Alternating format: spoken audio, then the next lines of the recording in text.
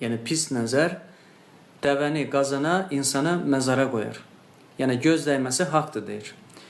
Bu nə cür gerçəkləşir? Məsələn, birisi sizə kinlə baxdığı zaman, birisi sizə ədavətlə baxdığı zaman, birisi sizə qəzəblə baxdığı zaman bundan etkilənirsiniz istər-istəməz, düzdür? Təsirlənirsiniz. Onun baxışından rahatsız olursan. Bax, eləcə də nəyə görə bu olur?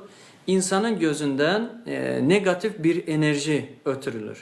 Yəni o kinlə, həsədlə, nifrətlə, qəzəblə baxdığı zaman, nəfislə, pis nəzərlə baxdığı zaman onun gözündəki o mənəvi negativ enerji insanı etkiləyir, yəni dəyir insana. İnsan bundan təsirlənir. Və bunun üçün Ayət-ül Kürsü, Fələq və Nas surələrini hər zaman evdən çıxmadan öncə oxumaq lazımdır. Bu sizin zirehinizdir.